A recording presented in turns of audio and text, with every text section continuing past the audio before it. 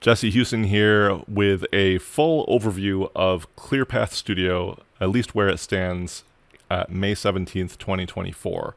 And let's jump in. I'm in ClearPath Studio right now. All this stuff you see on the screen is ClearPath Studio, and I'm using it to help me organize the information in this video script. So let's start with talking about sketches. This is a sketch. What we're looking at here is a collection of nodes and relationships and models. This whole group of nodes connected by relationships is one specific model. And a sketch can have any number of loose, unconnected nodes. Once nodes become connected by relationships, then you've got a model. So just some brief terminology to get out of the way there. You can have any number of sketches that you want. There's a nav panel on the left-hand side here. Just click this blue tab to open and close the nav panel. Yeah, that's what a sketch is. So let's talk a little bit more about what nodes and models and relationships are. So a node is used to represent a thing. That thing could be a physical thing, it could be an event, it could be a process or a product, it can be a thought. It's just a way to it's a symbol for a thing. Versus a relationship shows some type of activity between things. There's something taking place that relates them to each other, or one requires the other. So we'll talk about that more in a second. To create a node, simply just double click anywhere on the sketch and you'll create a node. It's gonna immediately just open an input field to name the node. So let's call this name. There we go. We've just created a node. To move them, you can just grab and drag them with the mouse, or if you're on mobile, you can drag them with your finger. That's all I'm going to say about nodes for the moment. The only other thing we'll talk about in a minute is that nodes can have attributes, which are going to live over here in the attributes panel. We'll talk about that in another minute. Let's talk about relationships. So in order to draw a relationship between two nodes, double-click the parent node, and then single-click the child node. Double-click one node, and then single-click another node, and we've assigned this node as the parent and this node as the child. The terminology there comes from the parent node supports the child node. The child node is a dependency of the parent, or has a dependency, or is dependent on the parent node. So the direction of the arrow signifies which is the parent and which is the child. There's going to be a lot of terminology stuff that I'm going to talk about here, so rewind if you have to. I'm going to probably put together a cheat sheet as well for some of this at some point. But yeah, we got to get this terminology out of the way here. So what this represents, again, is that this node supports this node. So if this node is some big goal, then this node is a task or a resource that is required to achieve that big goal. So when we put it in that perspective, it starts to make a little bit more sense. So maybe the resource is time. Maybe the resource is money. Maybe the resource is a material. All these things can be resources, and let me just add some relationships there, and we can kind of select things to kind of quickly maneuver them around and group them in a way that makes sense depending on how they relate to each other. All right, so we have talked about relationships. What are they? How to create them. Now let's talk a little bit more about attributes. As I mentioned, nodes have attributes. Relationships can also have attributes. So I'm going to open up our attributes menu, or attributes panel over here. And we're going to talk first about node attributes. So for nodes, the main thing is that you can add what I'm calling notes in here. And notes can be just written notes, just like it sounds like, or they can be links. And as soon as you type in a link or copy and paste in a link, it becomes clickable, so that so you can have links to videos, reference material, process sheets, quality control stuff, whatever thing is related to whatever the item is that the node represents. You can have some information, some metadata about that. Also in the attributes panel, we're going to see a list of all of the parents of a node. So for this node here, it has all these parents. And we're going to see a list of all of the children of that node. And then down below that, we're also going to see a report. So this report is actually calculating the quantities of each of these things that are required for this thing. And let me maybe go back to a different model here. Yeah, I think it's a good time to look at an actual model of a production process here. Now you can model anything with this, but I've used a production process since it's a bit more tangible. So here's a model of a production process. And each of these edges right here, if I click on them, you'll see the attributes panel update with a quantity and also a certainty rating.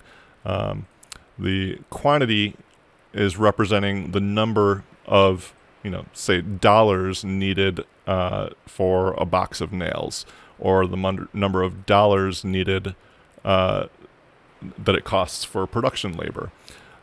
So we can view those things and view and edit those things in the attributes panel. I can also right click here and display edge value visibility, and we can see the inputs of dollars into each of these resources. So we've got several resources over here that represent materials. We've got some resources over here that represent different workstations or facilities. And we've got some resources over here that represent labor costs. And then we've got a group of, a stream of processes here to create, in this example, it's a birdhouse. I don't know if the sound of the rain on the roof is coming through right now, but it's pretty loud, so I apologize if it's kind of mussing up the video a little bit. But all right, so for an example, this process of cutting some rough lumber takes half of a 2x6. It takes 0.1 hours at the cutting station, and it takes 0.25 hours of production labor. And then we see a report right here that tells us the full number of dollars required for all those resources, and the breakdown of what those resources are. And then all of those values are inherited up through the process stream, and we can see how much value, how many resources we put into each step of this process as we walk through it. So this is telling us that our birdhouse, by the time it's finished, has had $55 of resources put into it, and then the exact number of labor hours and time at various workstations and materials and all of that went into it. So as you're modeling stuff like this and adding values to the relationships between things, you're creating a really dynamic and powerful data structure that can then be used in parts of ClearPath that are currently still being built, but scheduling interfaces and financial projections and figuring out conflicts between workstation, physical facilities and materials and cash on hand and inventory numbers and all of this stuff in this specific example of a physical production process. And again, this same setup, I'm using a physical production process to demonstrate it, but you could model a marketing funnel, or you could model a timeline to build a website or build a piece of software, etc. Using these same key components of nodes and relationships between nodes and values on each of them. You're going to come up with a really, really powerful data structure that can be used in a lot of different ways. So that is really what ClearPath offers. There's a lot of other visual planning tools, visualization, diagramming, flowchart tools out there, but I've not found any that have the ability to do calculations and reports like this, and I've wanted it for several years, so I am building it. Is there anything else that I didn't cover here? I didn't really talk too much about the certainty values of the relationships, because that's a feature I'm still building out, but the idea is that having a certainty value on each relationship between things helps figure out the most efficient path towards something. Like if this process of sanding the birdhouse sometimes takes 5 minutes, sometimes takes 20 minutes, you can add a certainty level to excuse me. You can add a certainty level to the amount of time that piece of the process is going to take, and it shows excuse me, it shows you which things need to be optimized in your system. Or in something like a marketing funnel, your certainty value can be interpreted as a click-through rate from one point in your funnel to the next. So there, we've walked through an example production process, and I think that's everything I'm going to cover today. We're almost 12 minutes now, so this is definitely the long version of this video. I'm going to close it out saying, if this seems useful to you, please let me know.